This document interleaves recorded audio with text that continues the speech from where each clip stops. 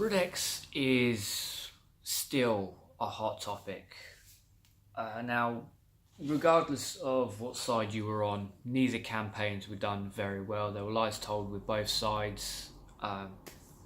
From my point of view, it came down to a bunch of people who wasn't willing to do any background research into it, taking face value of people who wanted them to not do any background. When you break down everything that we get against everything that we give to the EU, we come out on top. It's basic numbers. We get more than we give. It was a great deal. Having said that, I don't deify the European Union in any way. It drastically needs reforming. It needs a shit ton of work done to it because it doesn't currently function the way that it should.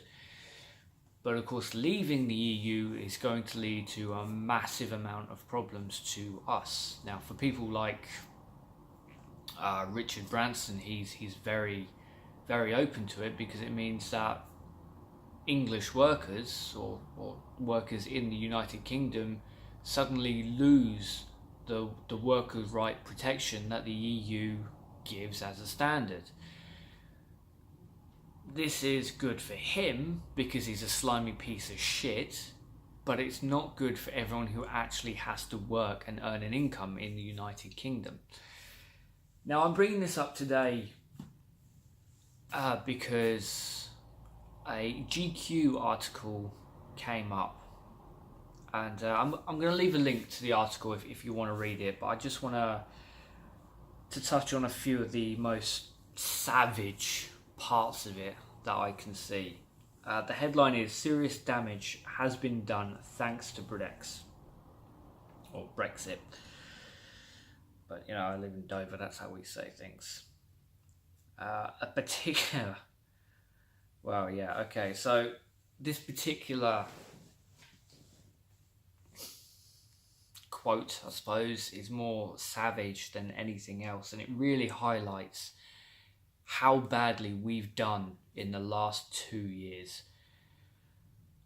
Quote, "I've given up on you," a German editor told me recently. "Everything I thought about the British, their pragmatism, their cleverness, their sense of dignity, it's all been absolutely shattered in the last 2 years. You're an international joke." Oh! So that hurts, that annoys me, but it's kind of true, and it's not because of the people in the UK.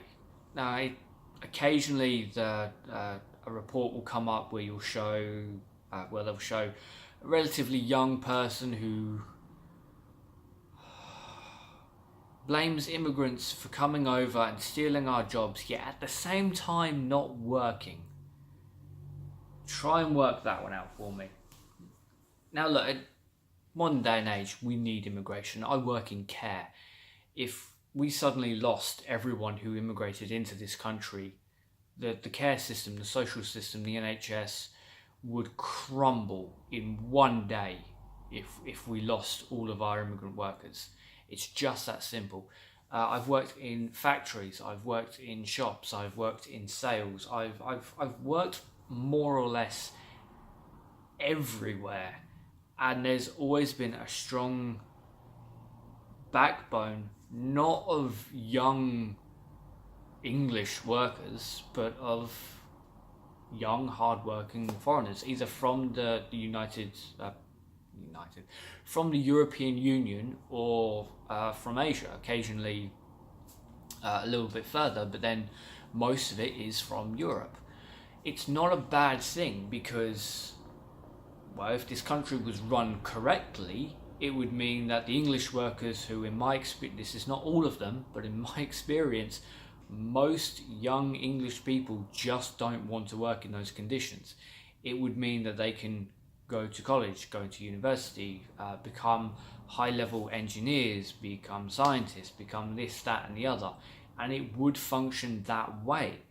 However, because of the crippling politics that we've had, well, not just since the last 2 years, but since 2010, we've not gone that way. We've not really incentivized our young people to go on and get an education, because going to university now means that you are guaranteed nothing but crippling debt.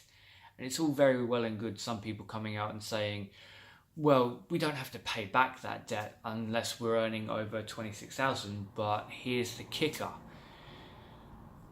That puts you into a very distinct payment net.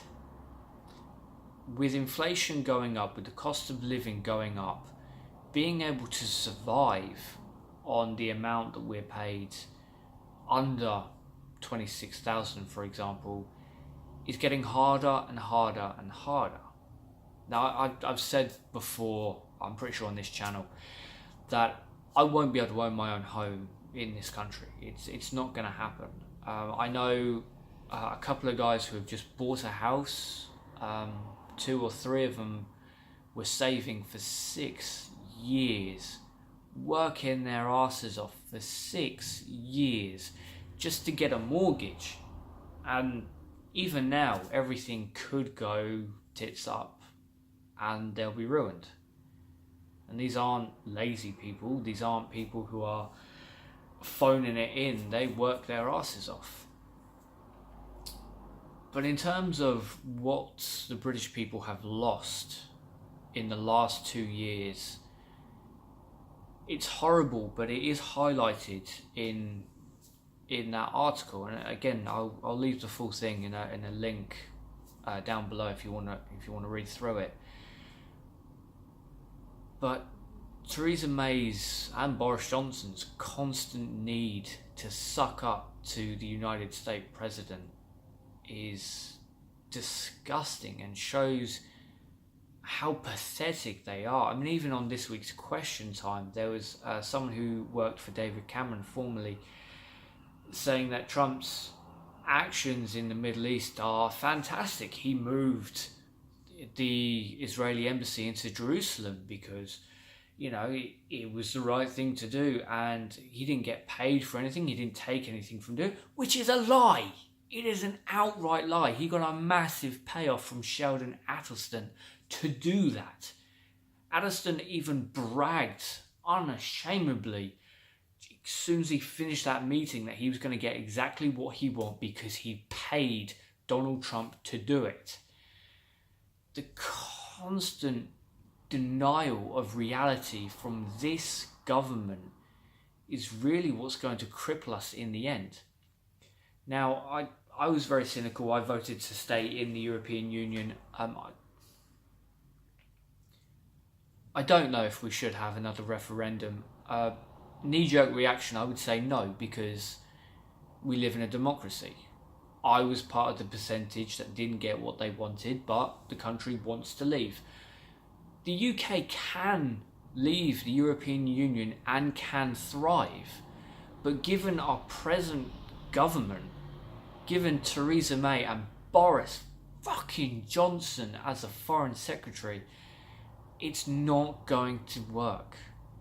We need people who actually have an interest in serving the people.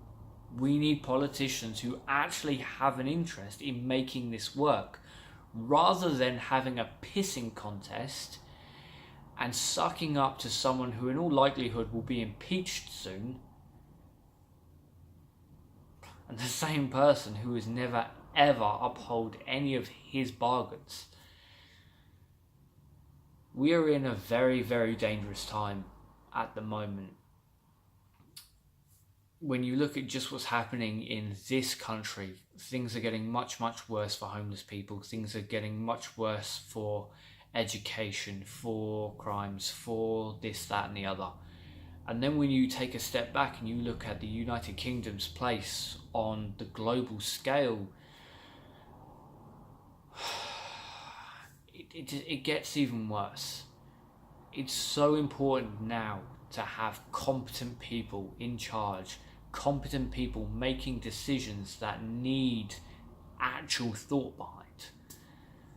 I hope we'll get that in the end, but if if the GQ article is how the rest of the world sees us, then we are seriously in for some very tough times.